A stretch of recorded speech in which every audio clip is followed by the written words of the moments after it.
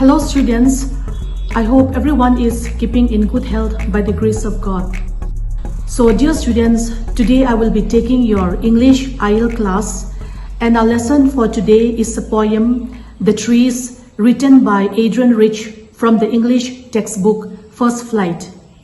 So dear students, before we proceed with the poem, I want you to know something about the writer of the poem. So let us read something about the writer. Adrian Rich was born in Baltimore, Maryland, USA in the year 1929. She was a famous poet, essayist, and feminist. She had published 19 volumes of poetry, 3 collections of essays, and other writings. She was also a lover of nature, and in this poem, she describes her feelings for the love of nature. So dear students, the poem The Trees, written by Adrian Rich, is a very beautiful poem. The poem is about the conflict between man and nature. So man have been exploiting nature, and in this poem we find that the trees are which are being kept inside the houses, inside the rooms, they are being used for decoration. They are longing to go out to their natural surroundings. And this poem has a symbolic meaning. Actually, the trees are compared, or they are referred to the females. The females have been inside the house for many days. Now they are strong enough, they are rejuvenated, and so they want to go out and explore the world. So this poem is very beautiful, and children, we will begin with the lesson. So all of you open your English textbook and we will begin with the lesson. The trees. The trees inside are moving out into the forest that was empty all these days, where no bird could sit, no insect hide, no sun bury its feet in shadow. The forest that was empty all these nights will be full of trees by morning. So here in this first stanza, we find that the trees that are kept inside, they are moving out into the forest. So people have been keeping plants, trees inside their house for decoration. So the trees and the plants are struggling hard. They are trying to come out of the house into their original surroundings. That is, they are trying to go into the forest. But actually, this is a bit unrealistic because trees cannot move. So this poem has a symbolic meaning, and the trees are referred to the females, to the women. So the women who have been inside the house for many days, they are now healed, now they are full of energy, and they want to move out of the house and they want to go about doing their work. So the women have been compared to the trees. And the writer further adds that the forest that was empty all these days, where no bird could sit, no insect hide. So all these days, the jungle was empty. There was no trees. As such, there was no birds, there was no insect, because there was no trees for the birds to sit, there was no trees for the insect. So the forest itself was very empty. No sun buried its feet in shadow. So even the sun could not cast its shadow due to the absence of trees in the forest. But the writer says that by the next morning, the forest again will be filled with trees, because now the trees are trying hard to get out of the house. They are going back to their natural surroundings. So she says that by next morning, the forest again will be full of trees. So let us go to the second stanza. All night the roots work to disengage themselves from the cracks in the veranda floor. The leaves strain towards the glass, small twigs still with exertion, Long cramped boats shuffling under the roof like newly discharged patients, half dazed, moving to the clinic doors. So here in this stanza, the poet says that all night the roots were working hard. So the roots were really working hard to disengage themselves from the cracks in the veranda floor. So disengage means they were trying to separate themselves from the floor of the veranda. They have been tied securely in the veranda floor, and the roots were struggling hard. They were trying their level best to come out of the veranda floor. The leaves strained towards the glass, so the leaves were also struggling hard to come towards the window pane. They were trying to push through the window pane to come outside. So they did not want to stay inside the house anymore. Small twigs still stiff with exertion. So here twigs means stem. Even the small stems were also trying their level best to come out of the house. They were struggling to move outside.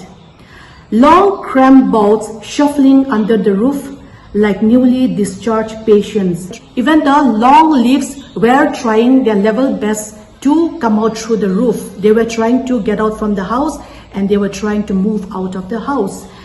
And so here, newly discharged patients means those patients who are released from the hospitals. So these newly discharged patients have been compared to the women. Of course, here the trees have been compared to the women. And they are compared with the newly discharged patients. So sometimes these patients who are released from the hospitals are usually still very weak.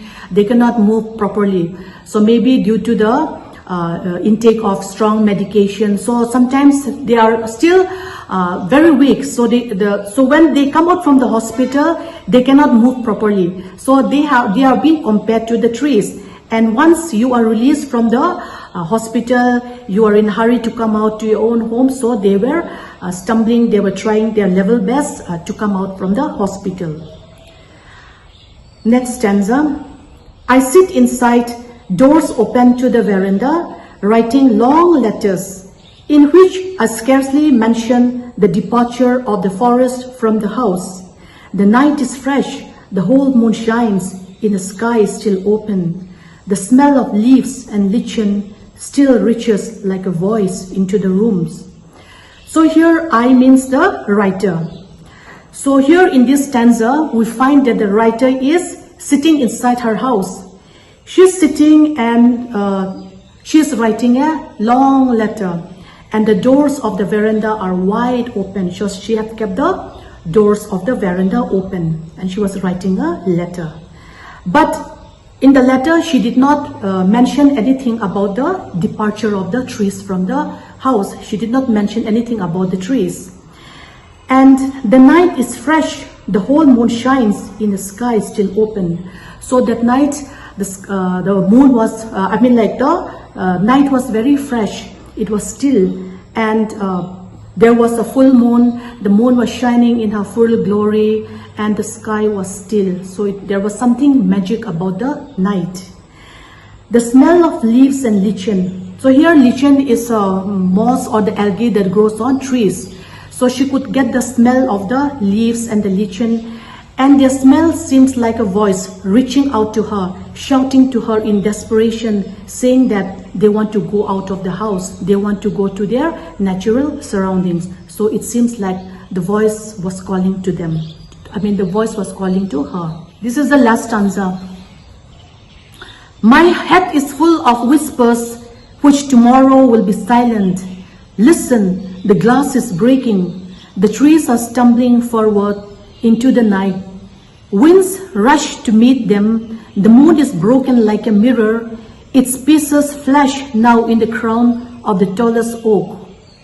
So here, whisper means murmur, and my here means the author. So the author was saying that she could hear sounds, she could hear murmurs in her head. So these actually were the sounds which were made by the trees. The trees were making sound. They were telling her that they wanted to go out of the room, they want to go out of the house, and they want to go back to their natural surroundings. So she was saying that she could hear the sounds. But she said that by tomorrow morning, everything will be silent. She will not hear the sound anymore, because by morning, the trees will already be in their natural habitat. That is, they will be already in the forest. So she was saying, listen, the glass is breaking. So here the author is telling the reader to listen carefully, because a new change is coming. So what was the change that was going to take place? The change was that she could hear the trees stumbling towards into the night. So she could hear the trees moving out into the night. And as the trees were moving out into the night, she could hear the winds greeting them. So it was a windy night, and even the winds were very happy to see the trees moving out of the house. So they were very happy. Even the wind welcomed them. And the moon is broken like a mirror. Its pieces flash now in the crown of the tallest oak. So the oak here is a tree. And here the writer compares the moon to the broken pieces of a mirror. So children, you know what are mirrors? In the mirror, you can see your own reflection. So the writer says that the moon looks like the broken pieces of the mirror, because when the shadow of the tree falls on the moon, it divides the moon and it into small fragments. So fragments means here it makes small pieces. So children, you know when mirror breaks, how it looks in the sun, it looks shiny, it glitters. So she says that it looks like the broken pieces of the mirror. So children, with that, we have come to the end of the poem. I hope you have understood it. And actually, this poem conveys a very strong message. What the author wants us to know is that for our development, for our growth, freedom is necessary. So if we don't have freedom, there can never be development, there can be never progress. So in order to have development, we should have the full freedom. And every human being, every living creature on this earth, irrespective of caste, creed, gender, race, whatever might be, all are same. So we cannot say that men are superior to women. So even the men and women are equally same. And all the living creatures like plants, trees, animals, all must have their own freedom. And we should not exploit nature. You see that trees have been disappearing, trees are being cut down. So trees, plants should be in their natural surroundings. So we should give them the full freedom, because when there is freedom, there is growth and there is more development. So that was the message that the poet wants us to give. So students, with this, we have come to the end of the poem. I hope you have understood it. And children, for your homework, you will read the poem and you will try to comprehend what you're reading. And while reading the poem, if you find any difficulty in understanding some hard word, then you can write down the word in your exercise book, and you will try to find out the meaning. You can take the help of dictionary or any reading material, whatever you might prefer, and then you will try to understand what you are reading. And of course, you will also give importance to reading, because you know, children that reading is very important. When you can read properly, then you can also speak properly. So children, with that, we have come to the end, and I will meet you again in my next class. Until then, children, thank you so much. Take care and stay safe.